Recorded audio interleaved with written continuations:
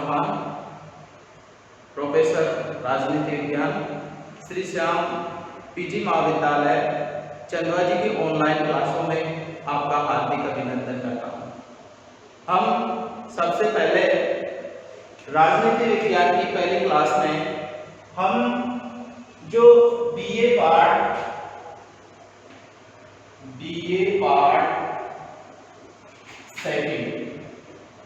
Second की जो दो पेपर हैं उनके बारे में सबसे पहला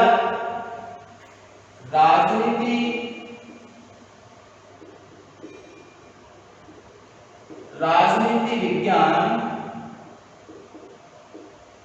का जो पार्ट है उसकी जो प्रथम पेपर है, इसका जो प्रथम पेपर है वो प्रमुख राज्य व्यवस्थाएं हैं, प्रमुख राज्य व्यवस्थाएं। और द्वितीय इसका जो पेपर है, ये द्वितीय पेपर भारतीय राजनीतिक व्यवस्था, ये दो पेपर है। तो ये जो दोनों पेपर हैं उनमें जो इसका राजस्थान विश्वविद्यालय का जो इसका जो परीक्षा पैटर्न है वो परीक्षा पैटर्न ये है कि इसके अंतर्गत विशेष रूप से जो 3 सेक्शन बनाए जाते हैं। इन 3 सेक्शनों में सबसे पहले जो अति लघुत्रात्मक क्वेश्चन आते हैं, अति लघुत्रात्मक क्वेश्चन, ये अति लघुत्रात्मक क्वेश्चन 10 क्वेश्चन है और प्रत्येक क्वेश्चन 2 अंक का है। इस प्रकार टोटल 20 अंक हैं। दूसरे स्तर के जो लघुत्रात्मक क्वेश्चन, लघुरात्मक प्रश्न, ये लघुरात्मक प्रश्न 4 प्रश्न और 5 अंक हैं। इस प्रकार ये भी 20 अंक हैं। इसके बाद इसके निबंधात्मक जो प्रश्न है, ये निबंधात्मक जो प्रश्न है वो 3 प्रश्न है और ये 3 प्रश्न 20 अंक के हैं। इस प्रकार ये टोटल 60 अंक का है। इस प्रकार आपका एक पेपर टोटल 100 अंक का है। अब स्कूली पैटर्न में और इस कॉलेज के परीक्षा पैटर्न में थोड़ा अंतर है। कुछ छात्र ऐसा करते हैं कि जैसे स्कूली में अध्ययन करते हैं वैसे ही कॉलेज के अंतर्गत चालू कर देते हैं, जिसकी वजह से उनको क्या करना पड़ता है, बहुत ज्यादा मेहनत करने के बाद भी उनको उतना अच्छा नहीं कर पाते हैं जितना वो करना चाहते हैं। तो इसके लिए क्या किया गया है कि इसके अंतर्गत पैटर्न बटा होता है। इस पैटर्न के अंतर्गत यहाँ जो निबंधात्मक जो क्वेश्चन है उसके अंतर्गत 3 सेक्शन बटे होते हैं, जिसके अंतर्गत जैसे खंड ए, खंड बी और खंड सी, इनके अंतर्गत 2-2 क्वेश्चन है और 2 क्वेश्चनों में से हमें एक क्वेश्चन करना है। एक क्वेश्चन इसमें एक इसका ऑप्शन आएगा, दोनों एक खंड में से 2 क्वेश्चन है, एक करना है। इस प्रकार ऐसे 3 क्वेश्चन करने हैं। तो मैं आपको हमारी जो सबसे पहले हमारी भारतीय राज्य व्यवस्था है उस राज्य व्यवस्था के बारे के अंतर्गत हम इसका पहले चैप्टर के बारे में अध्ययन कर रहे हैं और उसके बारे में मैं सबसे पहले आपको इसके सिलेबस के बारे में अवगत कराऊंगा और उसके बारे में आपको फिर एक-एक टॉपिक के बारे में अध्ययन किया जाएगा। देखिए इसमें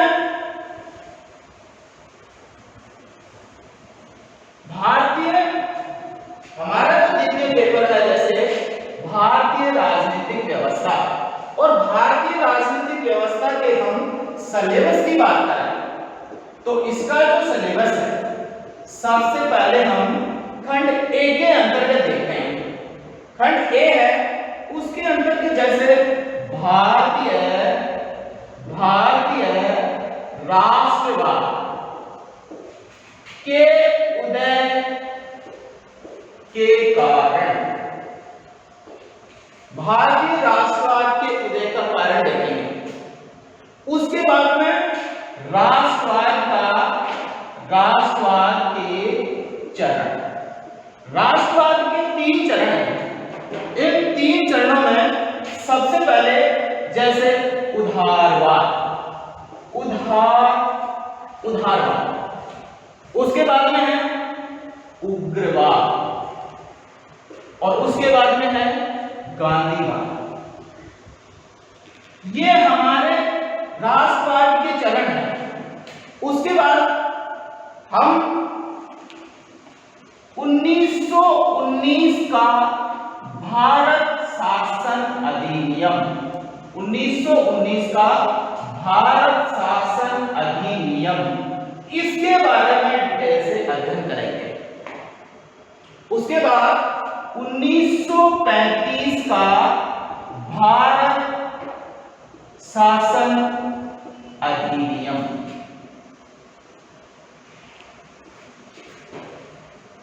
ये अध्ययन। इसके अलावा इसके अंतर्गत जैसे खंड ए की बात कर रहे हैं, इस खंड के अंतर्गत हम आजादी से पहले, भारत की आजादी से पहले भारत के अंतर्गत कौन सी प्रक्रियाएं और किस किस प्रकार की व्यवस्थाएं चली और अंग्रेजों से आजादी प्राप्त करने के लिए भारतीयों के द्वारा किस प्रकार से एक नेतृत्व किया गया, प्रबंध किया गया, जिसकी वजह से भारत को क्या मिली, आजादी मिली। यहाँ उसके बाद हम आगे का जो अध्ययन करेंगे, जिसमें सबसे पहले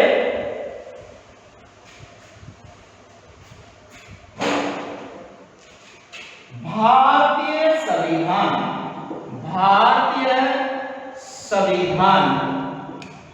की प्रमुख विशेषताएं, ये अध्ययन।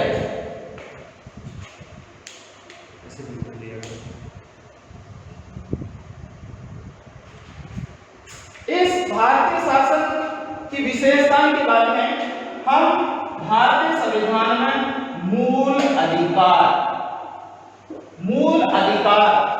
उसके बाद राज्य के नीति निर्देशक तत्व।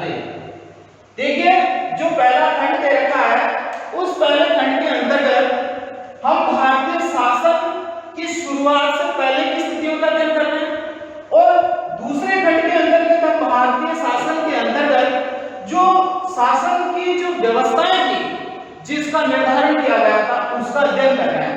तो इसके अंतर्गत भारतीय संविधान की प्रमुख विशेषताओं के अंतर्गत जैसे भारतीय संविधान की प्रस्तावना से लेकर यहाँ पर हम उसकी प्रस्तावना और उद्देशिका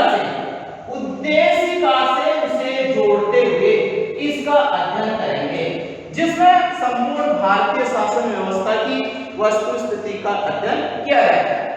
उसके बाद में देखिए संघीय व्यवस्था। अब संघीय व्यवस्था के अंतर्गत इसके 2 पार्ट बटे हुए हैं। पहला है संघीय कार्यपालिका, पहला बिंदु है संघीय कार्यपालिका। और संघीय कार्यपालिका के अंतर्गत हम सबसे पहले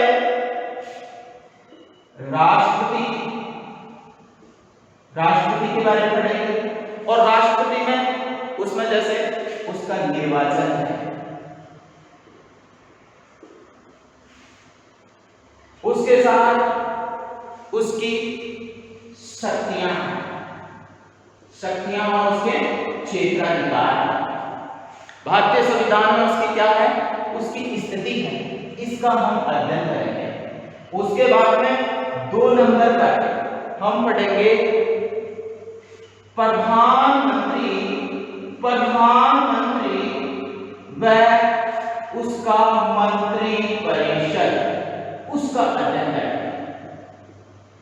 अब प्रधानमंत्री ये संघीय कार्यपालिका में भारत में जो संस्थात्मक शासन प्रणाली है, और संस्थात्मक शासन प्रणाली के अंतर्गत जो राष्ट्रपति नामात्र की या औपचारिक शक्तियां हैं, 2 नंबर पर जो प्रधानमंत्री है जो वास्तविक और अनौपचारिक शक्तियों का माध्यम है।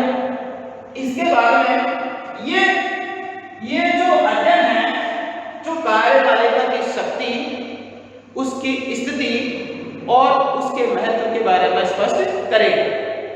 2 नंबर पर जो बात है, इसका जो दूसरा भाग होगा वो संघीय विधायिका,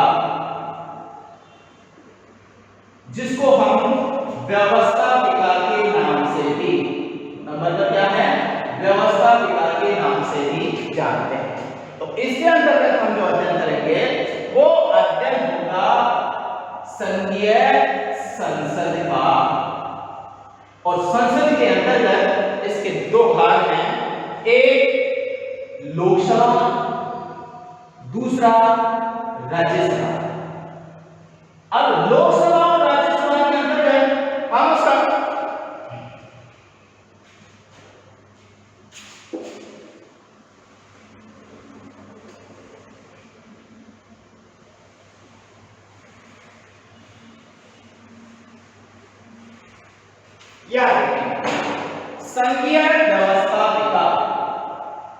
संघीय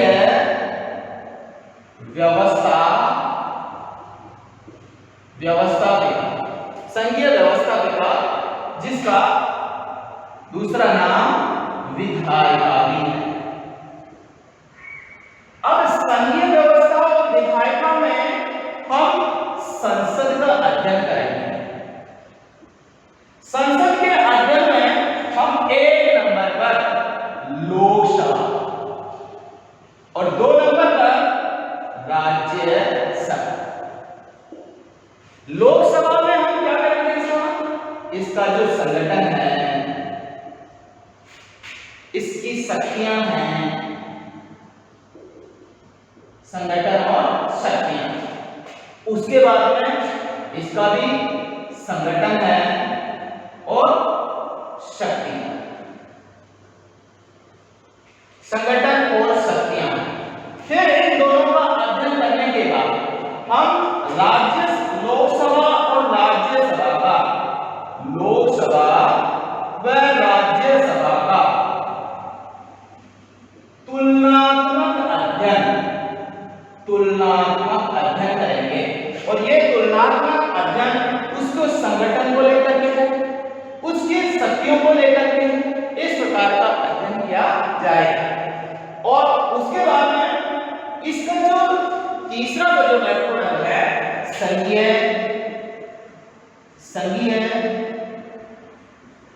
न्यायपालिका। संघीय न्यायपालिका के अंतर्गत हम सर्वोच्च न्यायालय, किसका अध्ययन करेंगे, सर्वोच्च न्यायालय, इसका अध्ययन करेंगे। सर्वोच्च न्यायालय के अंतर्गत इसका जैसे संगठन है,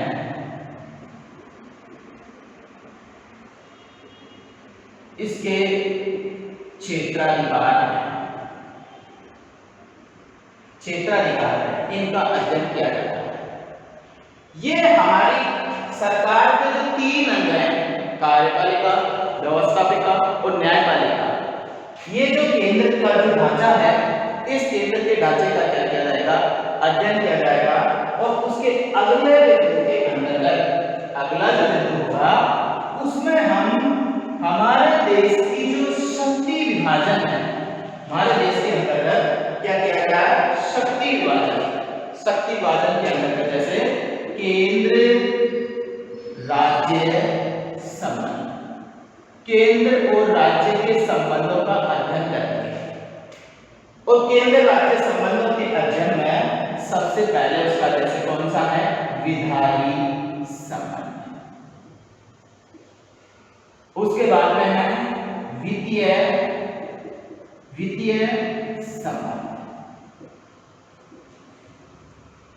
इसके बाद में है प्रशासनिक प्रशासनिक संबंध, प्रशासनिक संबंध। इन तीनों का अध्ययन करने के बाद हम भारतीय शासन व्यवस्था में जो उसकी जो संघवाद है, उसका कौन सा लक्षण है? संघवाद। जो हमारे राज्यों के माध्यम से केंद्र का क्या किया गया है? निर्माण किया गया है। केंद्र जो हमारे देश में जो लोकतंत्रात्मक शासन प्रणाली है, और लोकतंत्रात्मक शासन प्रणाली के अंतर्गत जो संघवाद की जो प्रवृत्ति है उसका हम अध्ययन करेंगे। तो संघवाद और संघवाद के बाद में हम हमारे देश के अंतर्गत जैसे लोकतंत्र, भारतीय राज व्यवस्था की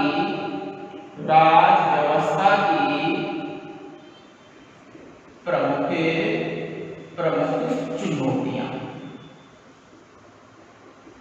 चुनौतियां या उसको दूसरे शब्दों में हम क्या कह सकते हैं? प्रवृत्तियां। दूसरे शब्दों में प्रवृत्तियों के नाम भी दे सकते हैं। अब इस चुनौतियों के अंतर्गत सबसे पहले हम क्या करते हैं? जैसे जातिवाद, आगे वाला बिंदु है जैसे जातिवाद।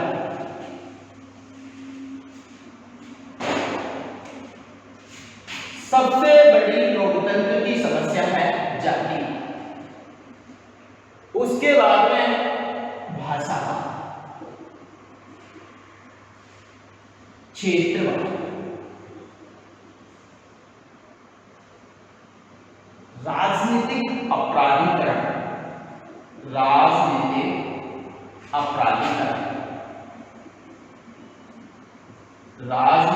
अपराधीकरण, इसके साथ साथ में जो वैश्विक समस्या है, भारत की भी समस्या है, वो है आतंकवाद। ये अध्ययन किया जाएगा। और इस प्रकार हम 1947 से लेकर के वर्तमान तक की नवीन प्रवृत्तियों का जो अध्ययन किया जाएगा वो सब इसमें किया जाएगा। उसके साथ साथ में गठबंधन सरकार क्या होती है, कैसे, कब कब चली और किसके अनुरूप कार्य कर रही है, इसका अध्ययन हम इस भारतीय राज्य व्यवस्था के अंतर्गत भारतीय संविधान की प्रक्रियाओं के माध्यम से करें। अब हम सबसे पहले जो हमारा जो बिंदु है, जो भारतीय राजनीतिक व्यवस्था से जुड़ा हुआ है, उसको लेकर के करते हैं। देखिए, भारतीय जो राजनीतिक व्यवस्था है, भारतीय राजनीतिक व्यवस्था का जो पहला जो बिंदु है, हमारा जो पहला जो चैप्टर है, उस पहले चैप्टर के अंतर्गत हम देखते हैं भारतीय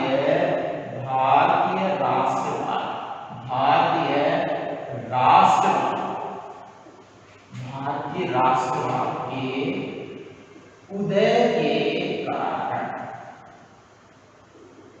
भारतीय राष्ट्रवाद के उदय के कारण।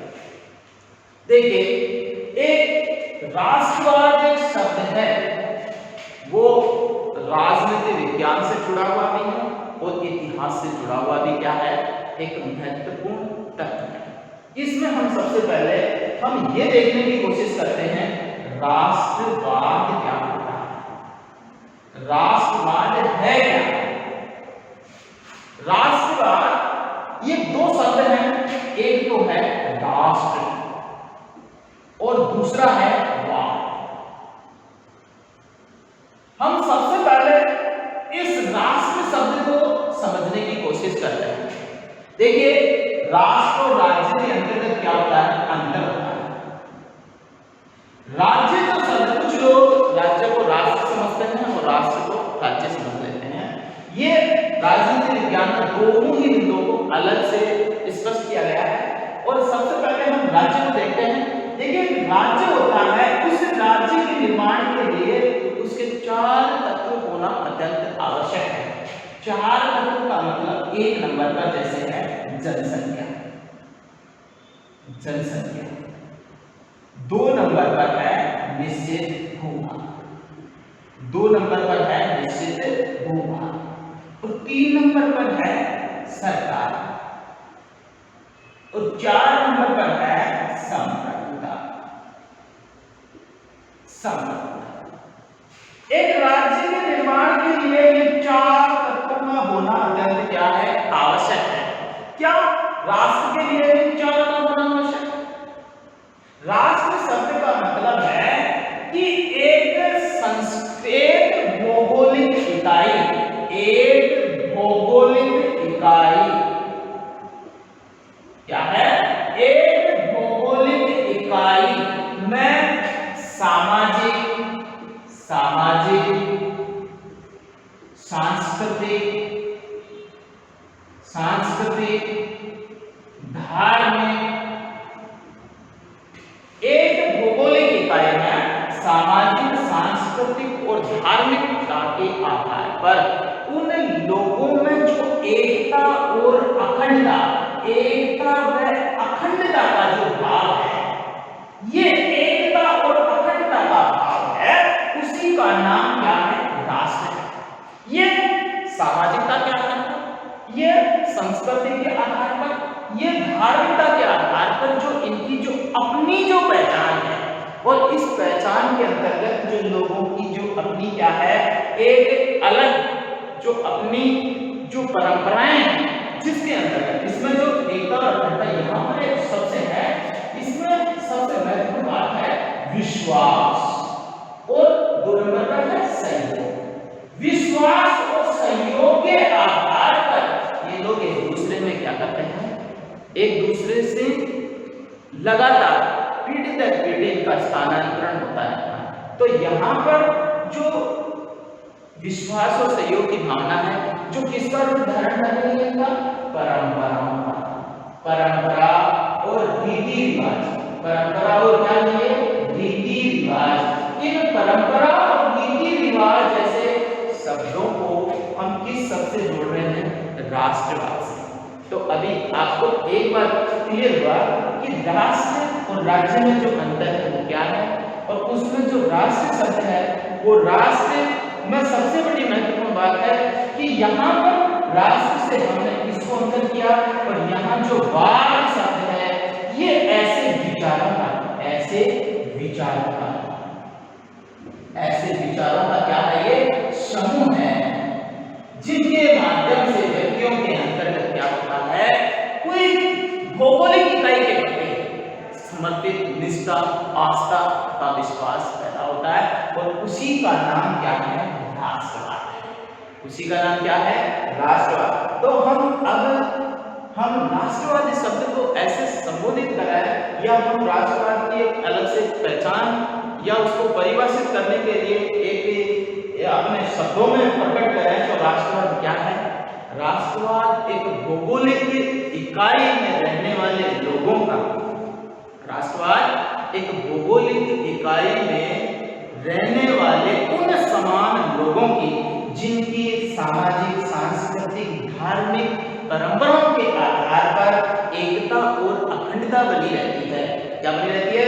एकता और अखंडता बनी रहती है, और उनके विचारों का, उनके सभी के समूह का नाम ही क्या है, राष्ट्रवाद है।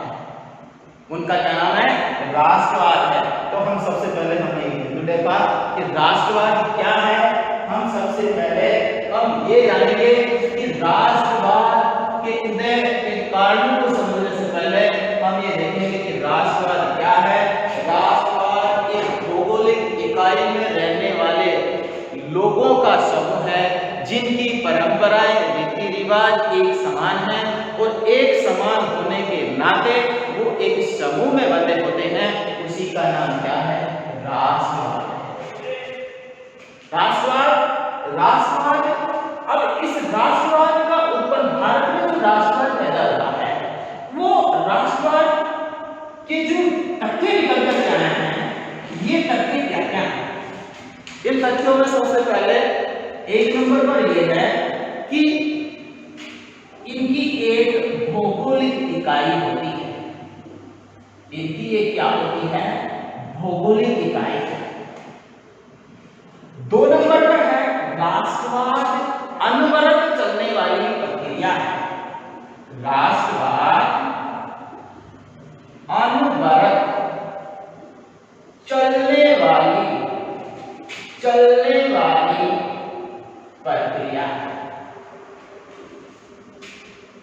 भौगोलिक इकाई है, राष्ट्रवाद अनवरत चलने वाली प्रक्रिया है, और 3 नंबर पर है कि ये एकता और अखंडता, एकता और अखंडता बनाने का माध्यम है, बनाने का माध्यम है।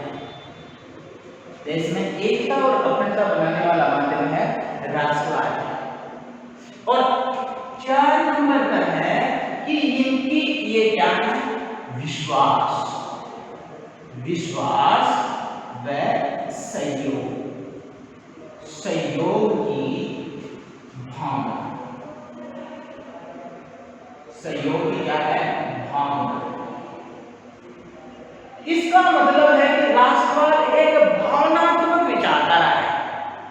राष्ट्रवाद कौन सी विचारधारा है, एक भावनात्मक विचारधारा है जो लोगों के आपसी, जो लोगों के किससे जुड़ा है, आपसी जो विश्वास है, उनकी परंपराएं हैं, रीति रिवाज हैं, उनकी जो धारणाएं हैं, उन धारणाओं से जुड़ा हुआ है। तो राष्ट्रवाद के जो तथ्य निकल करके बाहर आते हैं, 4 तत्व निकल कर बाहर आते हैं।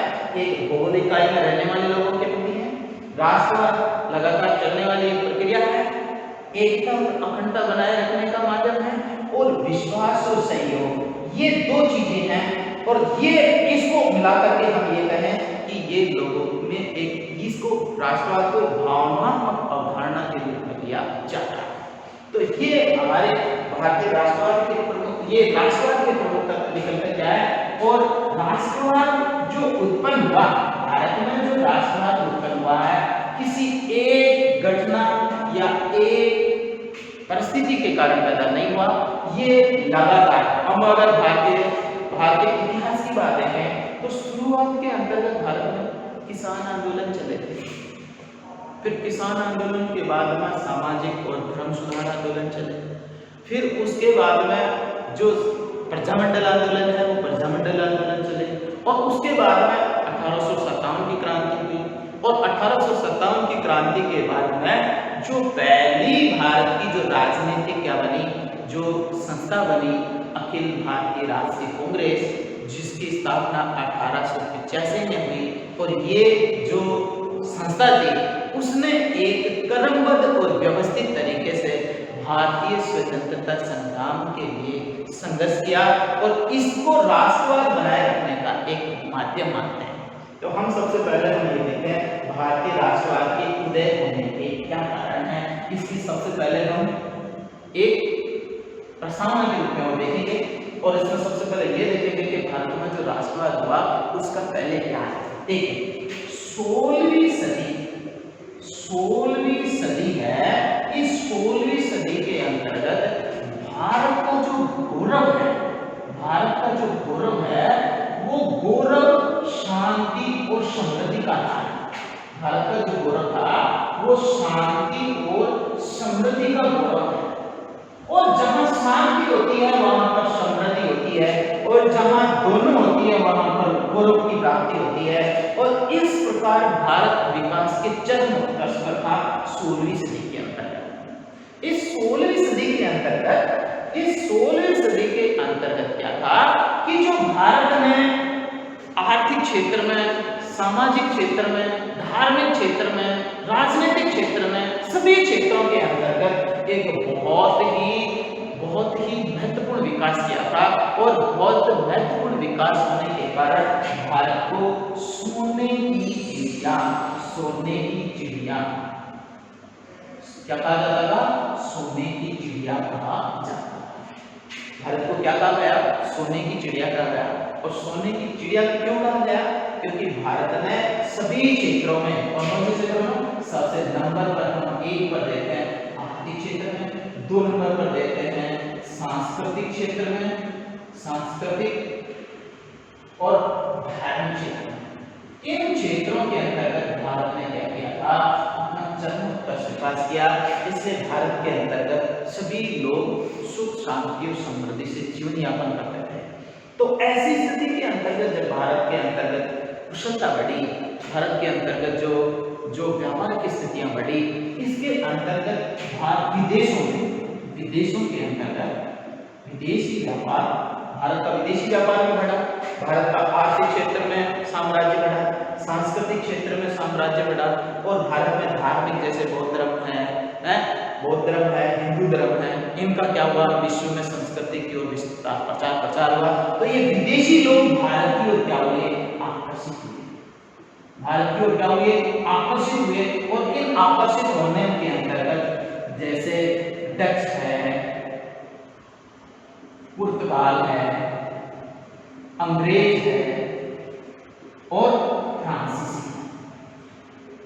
ये चार विदेशी जातियां, क्या ये चार विदेशी जातियां भारत की ओर क्या हुई, आकर्षित हुई। और चार विदेशी जातियां आकर्षित होने के बाद में उन्होंने क्या किया, भारत में व्यापारिक संबंध बनाने की कोशिश की। व्यापारिक संबंध बनाने के पीछे सबसे बड़ा कारण भारत का आर्थिक आधार था, क्योंकि भारत आर्थिक संपदा में भारत के अंतर्गत जो कृषि और उद्योग ये बड़े पैमाने पर क्या होते थे, बड़े पैमाने पर संचालित किए जा रहे थे। और इनका जो सकल घरेलू उत्पाद में जो दूसरे देशों की तुलना में बहुत ही ज्यादा महत्वपूर्ण योगदान था। तो इनके अंतर्गत ये जब आए तो ये प्रतिस्पर्धा के इस वातावरण के अंतर्गत क्या हुए, ये अंग्रेजों से हार गए और अंग्रेज भारत में क्या हुए, हमेशा के लिए व्यापारिक उद्देश्य से यहाँ पर रह गए। अब हम देखेंगे कि जो भारत के अंदर जो सबसे पहले अंग्रेज थे वो भारत के अंतर्गत क्या हो गए, इस यहाँ पर स्थायी रूप से तीन जो विदेशी जो प्रतिस्पर्धात्मक जातियां थी उनको क्या किया, हरा दिया गया और वहां से यहाँ से निकाल दिया गया। तो ये जो अंग्रेज है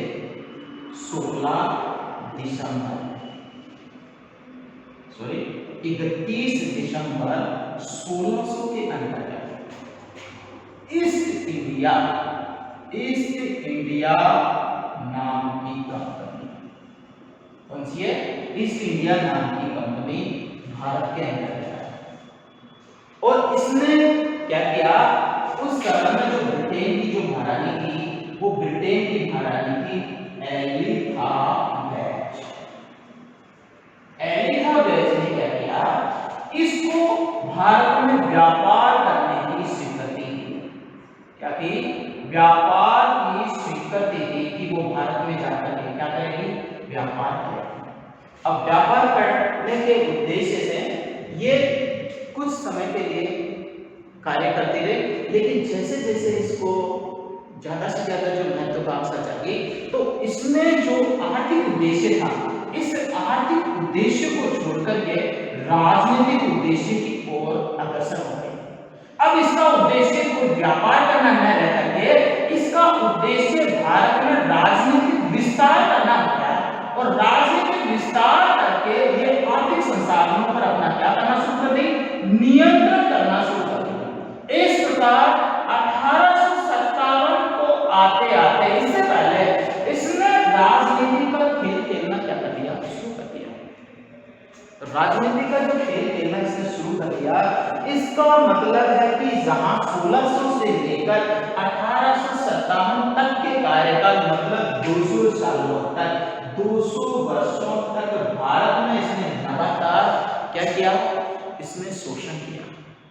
और भारत के अंतर्गत जो शोषण है, आर्थिक शोषण है, राजनीतिक शोषण है, कौन सा शोषण, राजनीतिक शोषण है, आर्थिक शोषण है, सामाजिक शोषण है, सभी प्रकार के शोषण के। और इस शोषण के परिणाम स्वरूप भारत के अंतर्गत जब भारत के सभी वर्गों के क्या हुए, अंग्रेजों की इस नीति के कारण परेशान हो गए, तो इन्होंने सबसे पहले यहाँ 1857 की क्रांति के माध्यम से अंग्रेजों के खिलाफ बिगुल बजाना शुरू कर दिया। अब हम सबसे इसकी जो आने का जो महत्वपूर्ण कारण था, उस आने के महत्वपूर्ण कारण को देखा। अब हम देखते हैं कि 1857 की क्रांति के क्या कारण थे। हमने सबसे पहले इसकी प्रस्तावना को देख लिया। इसकी प्रस्तावना के बाद में हम सबसे पहले इसको देखते हैं भारतीय राष्ट्रवाद के उदय के सबसे प्रमुख कारणों में 1857 की क्रांति है। देखिए 1857 की क्रांति भारतीय राष्ट्रवाद की एक सबसे पहली शुरुआत है। इसकी शुरुआत में 1857 की क्रांति में इसकी सबसे पहली शुरुआत के अंतर्गत हम ये देखते हैं कि इसकी क्रांति के उदय के कारण बने कुछ भी ना हो, जिसके अंतर्गत सबसे पहला कारण था इसका जो सीधी कारण है, इसका जो सबसे जो तात्कालिक कारण माना जाता है सैनिक कारण है। और सैनिक कारणों के अंतर्गत सैनिकों में बढ़ने वाला जो असंतोष है, और इसी की वजह से 1857 की क्रांति को कुछ विद्वान क्या करते हैं, सैनिक क्रांति के नाम से भी क्या करते हैं, इस स्पष्ट करते हैं। तो यहाँ इसका सैनिक कारण है। 2 नंबर पर हम बताते हैं सामाजिक कारण, 3 नंबर पर राजनीतिक, तो 4 नंबर पर आर्थिक कारण।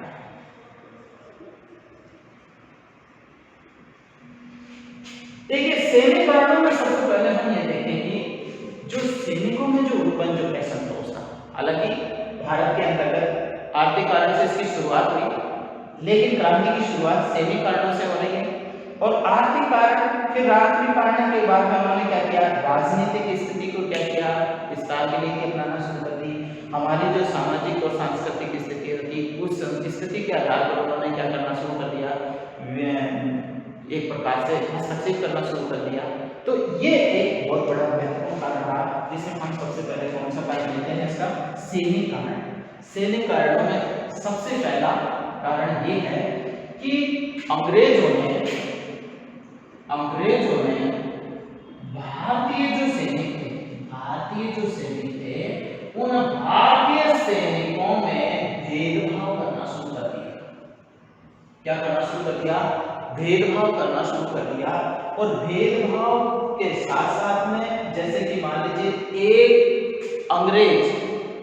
एक अयोग्य अंग्रेज बहुत से भारतीय योग्य अंग्रेजों पर, भारतीय योग्य सैनिकों पर शासन कर सकता था, बल्कि भारत का योग्य जो सैनिक है वो अनेक अंग्रेजों के अधीन रहता है। तो इसी वजह से क्या हुआ कि यहाँ एक भेदभावपूर्ण नीति शुरू हो गई।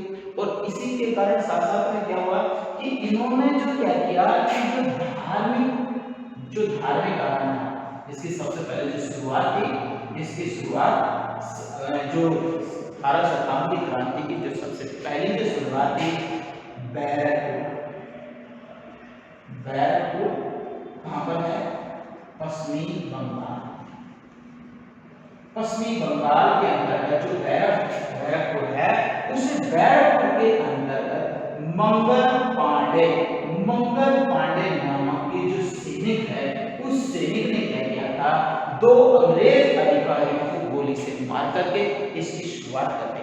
इसकी शुरुआत होने के पीछे क्या वजह रही? इसकी शुरुआत होने की सबसे पहली वजह ये रही कि यहाँ पर जो बैरकपुर के जो सैनिक थे, उन सैनिकों को जो कारतूस दिए जाते थे, क्या दिए जाते थे, कारतूस दिए जाते थे, उस कारतूस पर गाय और सुअर की क्या की गई थी, चर्बी लगाई गई थी। तो जब सैनिकों को क्या करना पड़ता था, सैनिकों को कारतूस खोलने के लिए खोला जाता था, तो इससे मुंह से खोला जाता था। जब सैनिक कारतूसों को खोलते थे तो अपने मुंह से खोलते थे, और मुंह से खोलने के लिए जब उनके मुंह पर गाय और सुअर की चर्बी लगी थी, तो ये धार्मिक स्थितियों को बिगाड़ने वाली स्थितियां थी, जिसमें इस सैनिकों को क्या हुआ है, असंतोष पैदा हुआ है। और इस असंतोष के कारण सैनिकों ने क्या कर दिया, इस अंग्रेजी शासन व्यवस्था का और उसके अधीन रहकर के कार्य करने का क्या कर दिया, विरोध कर दिया। और इस विरोध के कारण क्योंकि सैनिक कारण से शासन में ये भी असंतोष के कारण थे, और इन असंतोष के कारण इसकी शुरुआत सैनिकों ने कर दी। इसलिए 1857 की क्रांति की जो शुरुआत थी वो सैनिक कारणों से हुई। इसको हम तत्कालीन कारणों के माध्यम से, और ये सबसे पहले बैरकपुर पश्चिमी बंगाल से इसकी शुरू हुई, और अंग्रेज बर्बरतापूर्ण जो सैनिकों पर जो अत्याचार करते थे, जिसके माध्यम से अंग्रेजों की असंतोष की प्रवृत्ति ही क्रांति का प्रमुख कारण मानी जाती है। दूसरा जो कारण है सामाजिकरण।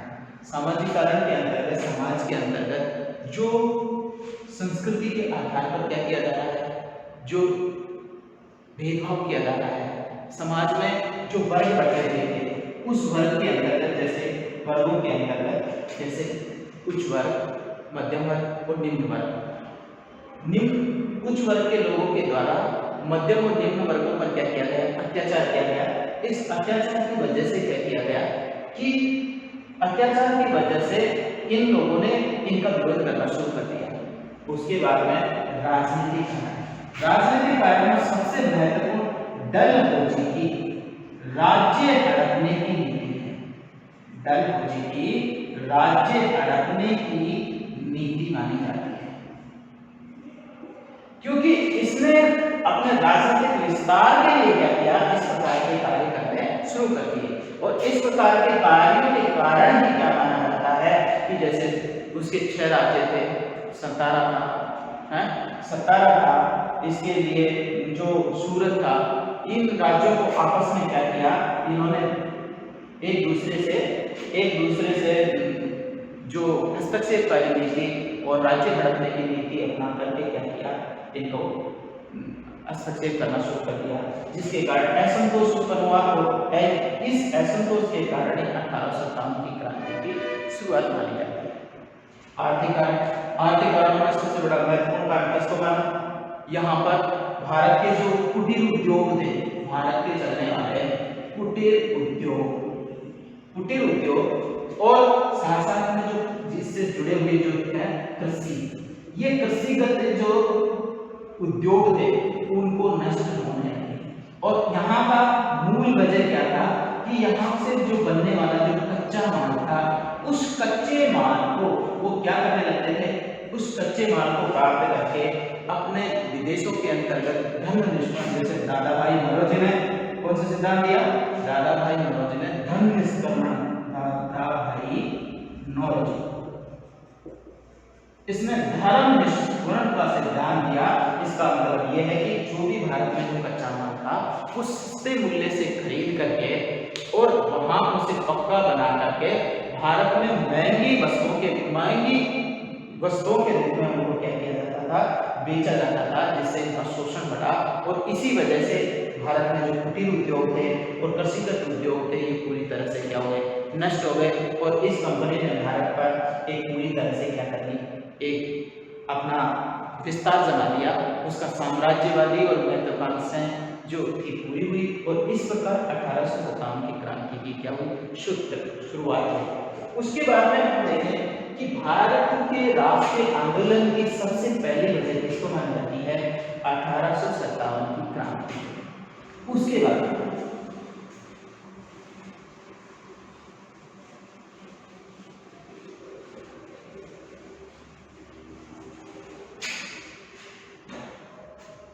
तो सबसे पहले हमने देखा कि भारतीय राष्ट्रीय आंदोलन का जो सबसे पहला कारण है, ये सबसे पहला कारण है, ये पहला कारण हमारा रहा 1857 की क्रांति। अब इसका दूसरा कारण है राजनीतिक एकता।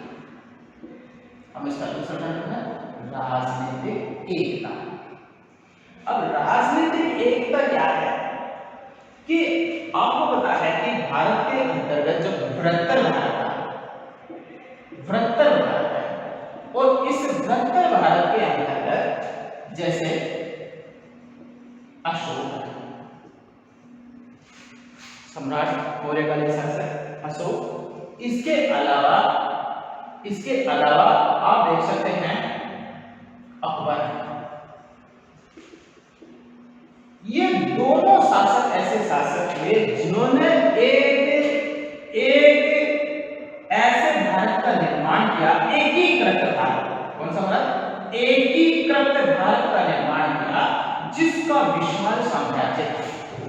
और विशाल साम्राज्य होने के कारण इनकी जो सारी रियासतें थी, ये सारी रियासतें मिलकर के एक केंद्रीकृत शासन व्यवस्था के निर्माण के अंतर्गत ये भारत एक व्यवस्थित बन गया था। तो हम अशोक, ये मौर्यकालीन और ये मुगलकालीन शासन, इस शासन ने विशाल साम्राज्य बनाया और विशाल साम्राज्य बनाया तो इसने एकता के माध्यम से भौगोलिक एकता का निर्माण कर दिया था और एक अखंड भारत का निर्माण कर दिया गया था और जिसकी वजह से भारत क्या बना, एक शक्तिशाली भारत का निर्माण हो गया था। अब उसके अंतर्गत अगर किसी प्रकार से क्या किया जाता है, हस्तक्षेप किया जाता है तो भारतीय लोग उसको क्या मानते हैं, बहुत बड़ी, क्योंकि यहाँ पर एक सहिष्णुता का वातावरण है। अशोक और अकबर ने यहाँ पर सहिष्णुता का वातावरण पैदा किया और एक अखंड और एकीकृत भारत का निर्माण किया गया था और इसकी वजह से यहाँ एकता का भाव था और इस एकता के भाव ने भारतीय राष्ट्रवाद को क्या कर दिया, जन्म दे दिया। इसका जो तीसरा सामाजिक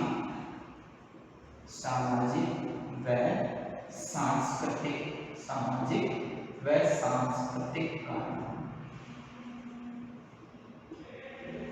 सामाजिक व सांस्कृतिक कारण, देखिए सामाजिक और सांस्कृतिक कारण भारत में जो राष्ट्रवाद रहा उसका सबसे बड़ा योगदान सामाजिक और सांस्कृतिक कारण का माना जाता है। सामाजिक कारण इसलिए माना जाता है कि सामाजिक और संस्कृत के अंदर, सामाजिक और सांस्कृतिक के अंदर क्या हुए कि यहाँ धर्म समाज सुधार आंदोलन और धर्म सुधार आंदोलन, दो नंबर पर क्या है, धर्म सुधार आंदोलन, इनका सबसे बड़ा कारण माना जाता है। सामाजिक और सांस्कृतिक इन्होंने भी एकता पैदा की। समाज सुधार आंदोलन के अंतर्गत हम भारतीय जागरण के जो अग्रदूत हैं, भारतीय पुनः जागरण के जो अग्रदूत कहते हैं वो कौन थे, राजा राम मोहन राय भारतीय पुनः जागरण के अग्रदूत कहलाते हैं। क्योंकि समाज में जो फैली हुई बुराइयां थी, अंधविश्वास थे, कुरीतियां थी, इनको दूर करने के लिए राजा राम मोहन राय ने भरसक प्रयास किया, विदेशों में भ्रमण किया और उस भ्रमण के माध्यम से यहाँ पर समाज में फैली हुई जो लोगों की अज्ञानता थी, उस अज्ञानता को दूर करने का कार्य राजा राम मोहन राय ने शुरुआत की और इस प्रकार 1828 के अंतर्गत उन्होंने ब्रह्म समाज की स्थापना की। उन्होंने अनेक प्रकार के जो समाचार पत्र थे, अनेक प्रकार की जो पुस्तकें थी, इनकी अनेक भाषाओं में रचना कर करके भारतीय जो नव जागरण का जो संदेश था वो जन जन तक पहुंचाया और इस जन जन तक पहुंचाने के लिए राजा राम मोहन राय एक समाज सुधार के अंतर्गत एक जन आंदोलन करने वाले प्रेरणा बन गए और इस प्रेरणा के कारण ही भारत के अंतर्गत एक राष्ट्रीय भावना पैदा हुई और राष्ट्रीय भावना के कारण ही 1857 की क्रांति और उस 1857 की क्रांति के बाद भारत में एक राष्ट्रवादी लहर पैदा हो गई। इस राष्ट्रवादी लहर फैलने में सबसे बड़ा योगदान राजा राम मोहन राय का 1828 में ब्रह्म समाज की स्थापना करना और भारत के अंतर्गत अनेक शाखाओं के द्वारा कुरीतियों के खिलाफ जो विरोध किया जाना था ये था। और इसके साथ साथ हम देख सकते हैं स्वामी दयानंद सरस्वती, इन्होंने भी 1875 के अंतर्गत, दयानंद सरस्वती ने क्या किया था, 1875 के अंतर्गत आर्य समाज की क्या की स्थापना की थी और ये आर्य समाज की स्थापना करके भारत के अंतर्गत क्या किया, समाज सुधार आंदोलन को आगे बढ़ाया। इसके अलावा देखिए धर्म सुधार आंदोलन के अंतर्गत भी विशेष रूप से आर्य समाज का योगदान माना जाता है। इसके अलावा जो 1893 के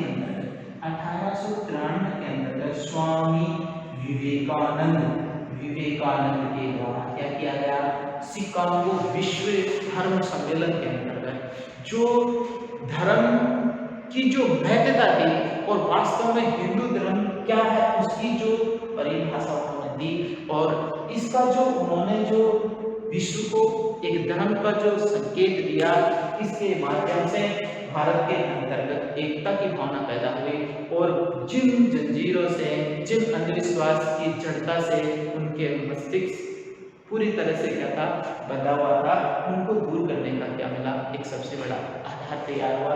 तो इस प्रकार हम कह सकते हैं कि भारतीय राष्ट्रवाद का दूसरा सबसे बड़ा महत्वपूर्ण कारण हम इसे मानते हैं सामाजिक और सांस्कृतिक कारण। और इनके अंतर्गत ये नहीं, राजा राममोहन राय है, स्वामी दयानंद सरस्वती है, स्वामी विवेकानंद है, महात्मा ज्योतिबा फुले है, इसके अलावा जो जैसे अलीगढ़ आंदोलन था, भावी आंदोलन था, रामकृष्ण परमहंस मिशन की जो स्थापना की गई थी, ये सारी जो अनेक जो संस्थाएं थी जिन्होंने पूरे भारत के अंतर्गत धर्म के क्षेत्र में जो फैली हुई जो कुरीतियां थी, जो अविश्वास और जो अन्याय, जो लोगों के बीच में जो वर्चस्व जमाने की जो नीति थी, उसको तोड़ने का बहुत महत्वपूर्ण आधार तैयार किया।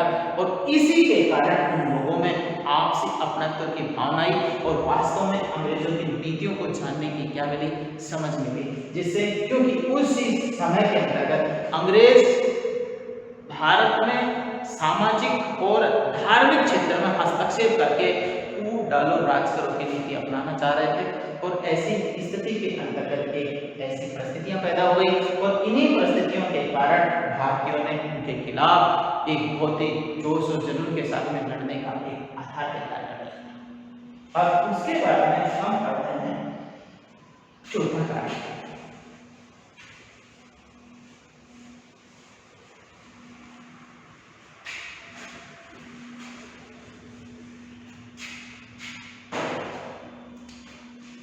चौथा कारण है पाश्चात्य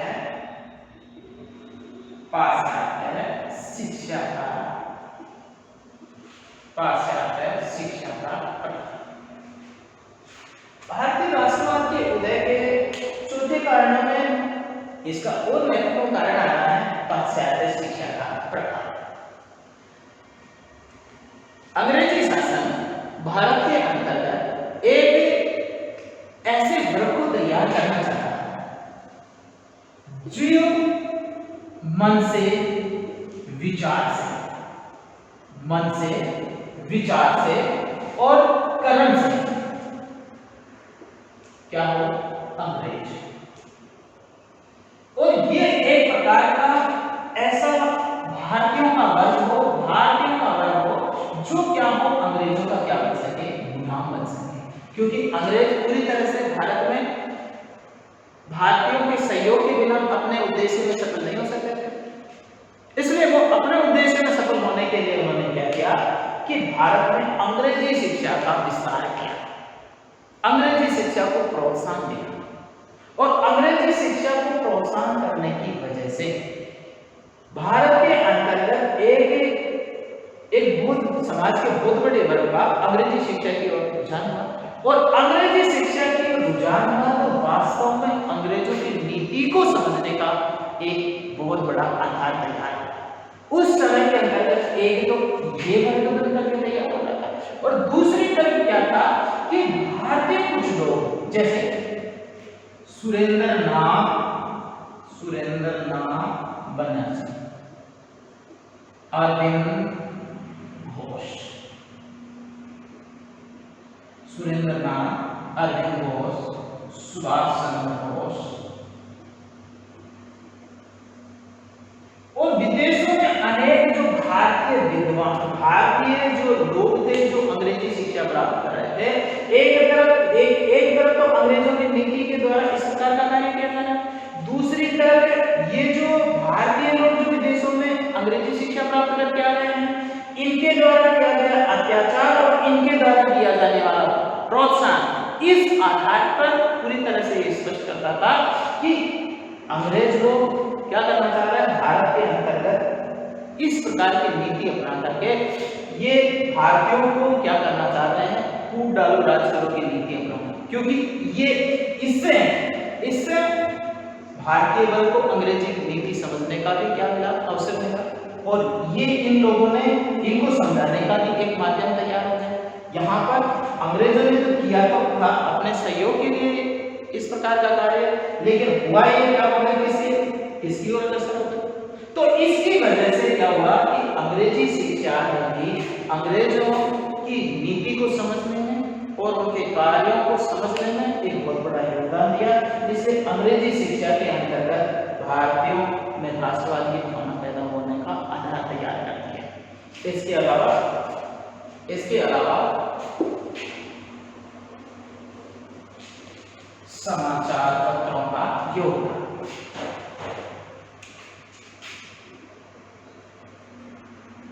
समाचार पत्र व साहित्य का योगदान।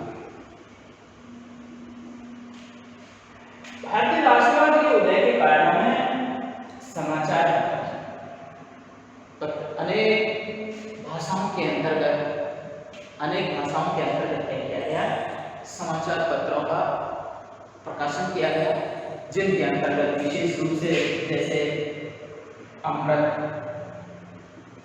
अमृत बाजार पत्रिका, संवाद कौमुदी है, बंग दूध है, रास्ता रुकता है। ये जो समाचार पत्र है, अनेक भाषाओं में राष्ट्रवाद पर आधारित समाचार पत्रों का प्रकाशन किया गया और जन जन तक पहुंचाया, और जन जन तक पहुंचाने के कारण जन जन भारत की राष्ट्रवाद की ओर अग्रसर हुए, और राष्ट्रवाद की ओर अग्रसर होने के कारण अंग्रेजों की वास्तविक नीति से अभिभूत हुए, क्योंकि जो उनके द्वारा जो सामाजिक, आर्थिक, राजनीतिक और जो इस प्रकार का जो भेदभाव किया जा रहा था, फूट डालो राज करो की नीति अपनाई जा रही थी, इस नीति के कारण उन्होंने विशेष रूप से क्या किया, इसका विरोध करना शुरू कर दिया। और इसी के कारण ये समाचार पत्र के साथ साथ में जैसे रविंद्रनाथ ठाकुर है, इसके अलावा जो बंगदूत और आनंदवन जैसे मुस्लिम आंदोलन चला था, इसके साथ साथ के अंतर्गत जो अनेक जो क्रांतिकारी जो लोग थे, जो सबसे ज्यादा हमारे जो बंगाल इसका जो सबसे बड़ा जो केंद्र करके रहा, जिसके अंतर्गत वंदे मातरम और इंकलाब जैसे और आनंदवन की स्थापना की गई। इन साहित्य और पत्रिकाओं के माध्यम से भारत के अंतर्गत एक बहुत बड़ी एक जन आंदोलन तैयार करने का एक आधार तैयार हुआ, और ये आधार भारत के राष्ट्रीयवाद आंदोलन की पृष्ठभूमि को क्या करता है, तैयार करता है। इसके साथ इसमें 6 नंबर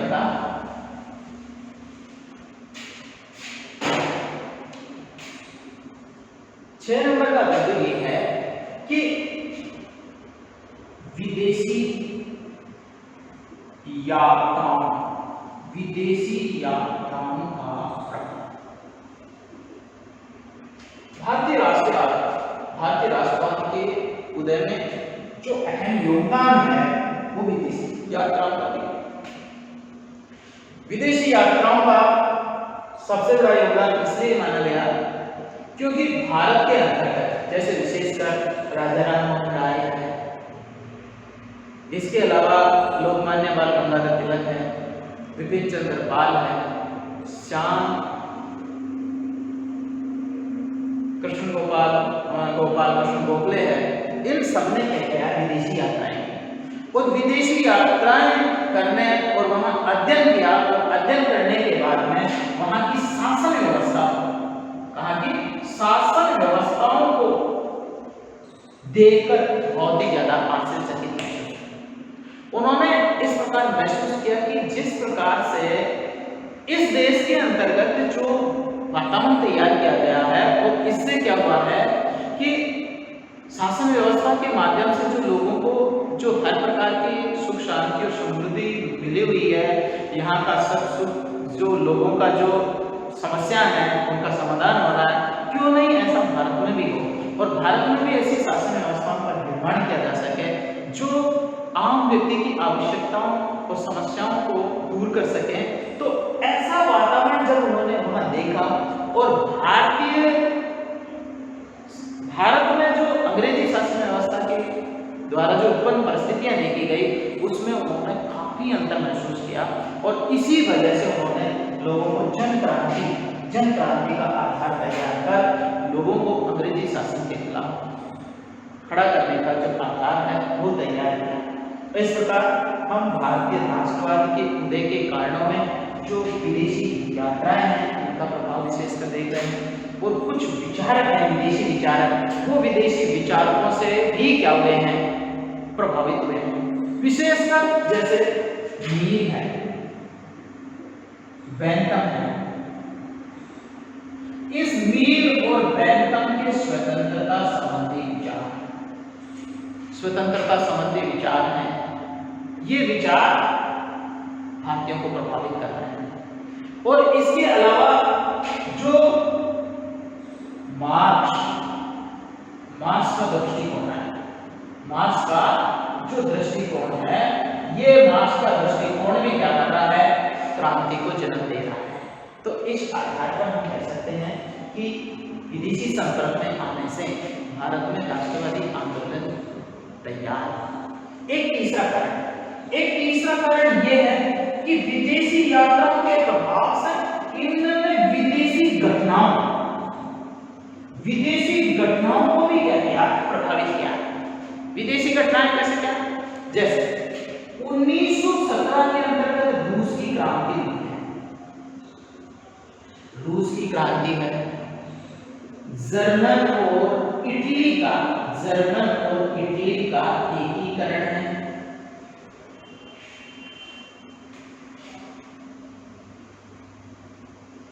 रूस की क्रांति है, जर्मन और इटली का एकीकरण है।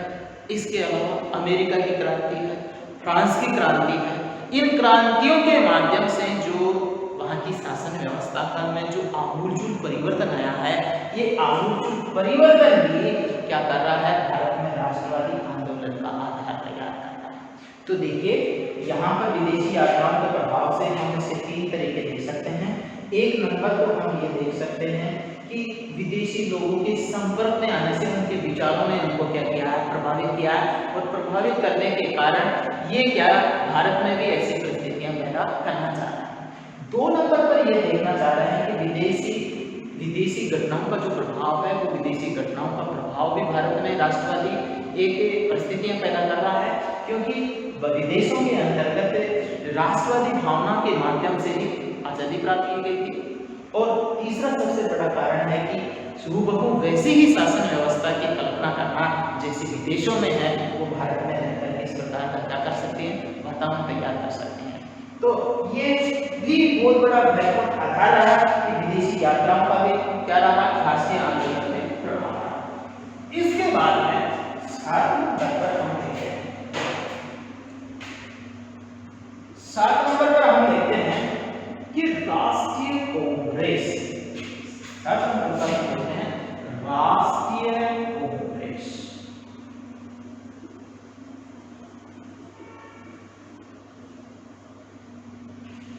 देखिए अब तक जो भारत के अंतर्गत 1857 तक भारत में जो क्या की गई थी, राष्ट्रवादी जो आंदोलन किया गया था, वो राष्ट्रवादी आंदोलन एक नेतृत्व में और योजनाबद्ध तरीके से नहीं किया गया, एक क्या था, एक असंतोषकारी घटनाएं मानी जाती है और इसी की वजह से वो अपने उद्देश्य में क्या नहीं हो पाई, सफल नहीं हो पाई। लेकिन ये सारी जो धीरे धीरे जो घटनाएं हुई हैं, उस राष्ट्रीय कांग्रेस गठन होने के बाद में एक राष्ट्रीय संस्था का क्या हुआ है, गठन हुआ। और इस राष्ट्रीय संस्था का गठन के माध्यम से ही पूरे राष्ट्र को क्या मिला है, नेतृत्व प्रदान हुआ। सबसे बड़ा आधार है नेतृत्व।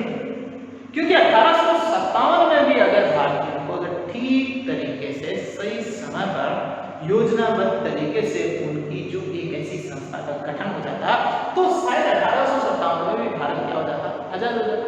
लेकिन एक राष्ट्रीय संस्था न हो जाना और एक योजनाबद्ध तरीके से कार्य न कर पाना, क्रमबद्ध तरीके से काम नहीं कर पाना, इसके कारण अब इन सब की वजह से भारत के अंतर्गत स्वयं अंग्रेजों के द्वारा ही एक अभयद्वीप, देना ये प्रसंग भी आता है, अभयद्वीप की अवधारणा, अभयद्वीप की धारणा थी, ये प्रश्न आता है।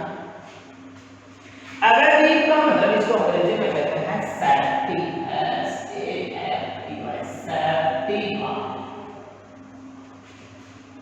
सेफ्टी वाल, इसको हम दूसरे शब्दों में कह सकते हैं सुरक्षा कवच।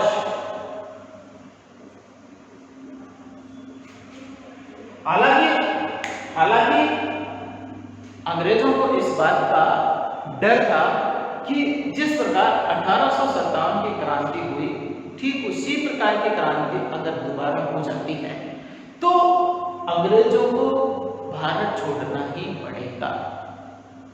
इसलिए उन्होंने अपनी सुरक्षा करने के लिए उन्होंने क्या किया कि एक ऐसी संस्था का निर्माण किया, जो संस्था इस बात का ध्यान रखेगी कि भारतीय लोगों में जो उत्पन्न जो असंतोष है, इस असंतोष को क्या किया जाएगा, अंग्रेजों तक पहुंचाने का काम किया जाएगा। इसका अंग्रेजों ने इस राष्ट्रीय संस्था का गठन इसलिए किया गया था कि भारतीय जो वर्ग है, भारतीय जनता है, उसमें जो असंतोष है वो असंतोष एक साथ अंग्रेजों पर हमला न करे, जबकि ये लोग क्या करें, संस्था को अवगत कराएंगे, फिर ये संस्था वाले लोग अंग्रेजों को क्या कराएंगे, अवगत कराएंगे, जिससे क्या किया जा सकेगा, उसको इनकी जो समस्याएं हैं, कठिनाइयां हैं, इनको दूर किया जा सकेगा।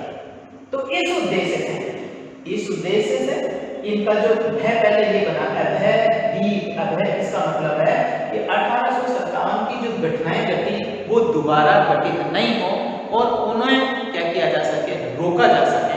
इसलिए उन्होंने क्या किया, एक ऐसी राष्ट्रीय संस्था का गठन किया जो राष्ट्रीय संस्था अंग्रेजों की सुरक्षा कर सकेगी, इस क्रांति को क्या करेगी, बढ़ावा नहीं देगी, ऐसे हर प्रकार की परिस्थितियों का क्या कर पाएगी, अध्ययन कर पाएगी और उसकी रिपोर्ट उसको भेज सकेगी। उद्देश्य तो ये था अंग्रेजों का, तो ये उद्देश्य था। इसीलिए उन्होंने एक अंग्रेज अधिकारी और उस अंग्रेज अधिकारी का नाम है A.O. उस अंग्रेज अधिकारी का क्या नाम था, A.O. और उस समय जो गवर्नर जनरल था, वो गवर्नर जनरल था लॉर्ड डफरिन। कौन था, लॉर्ड डफरिन उस समय का गवर्नर जनरल था। उसने अपने अधिकारी को नियुक्त करके क्या किया गया कि एक ऐसी संस्था का गठन किया जाए जो क्या करे, भारतीयों में जो उत्पन्न असंतोष है उस असंतोष को दूर करें और उसकी रिपोर्ट प्रदान करें। और इसी उद्देश्य से 28 दिसंबर 1885 के अंतर्गत क्या किया गया, बंबई के गोकुलदास तेजपाल संस्कृत स्कूल के अंतर्गत कांग्रेस का गठन कर दिया गया। और इस प्रकार भारत के अंतर्गत बनने वाली पहली एक राजनीतिक संस्था, एक राष्ट्रीय स्तर पर बनने वाली संस्था थी, उसका नाम अखिल भारतीय राष्ट्रीय कांग्रेस था। आई बात समझ में? तो सबसे बड़ी बात यह है, आपको प्रश्न पूछा रहा है अभयद्वीप की धारणा क्या थी, तो आप ये बताएंगे कि अभयद्वीप की धारणा का आशय ऐसे है कि अंग्रेज 1857 जैसी घटनाओं को रोकने के लिए राष्ट्रीय स्तर पर एक राष्ट्रीय संस्था का निर्माण किया जो भारतीयों में उत्पन्न असंतोष को अंग्रेजों तक पहुंचाने का कार्य करेगी। और इससे जो संस्था का जो गठन किया गया उसी को हम अभयदीप की धारणा के नाम से जानते हैं। और इस प्रकार कांग्रेस का गठन हुआ और कांग्रेस का गठन होने के साथ साथ जो उन्होंने जो 1885 से लेकर 1947 तक का जो कार्य किया गया, उसने जो लगातार अपना जो कार्यक्रम विकसित किया, उदारवादियों के रूप में, उग्रवादियों के रूप में, गांधीवादियों के रूप में, इस आधार पर उन्होंने क्या किया, एक पृष्ठभूमि तैयार की जिसके माध्यम से भारत को आजादी प्राप्त की जा सके। और इस प्रकार भारतीय राष्ट्रवाद का एक बहुत बड़ा एक आधार तैयार हुआ जो अंग्रेजी शासन को भारत से निकाल करके हमेशा के लिए भेजने का कार्य किया।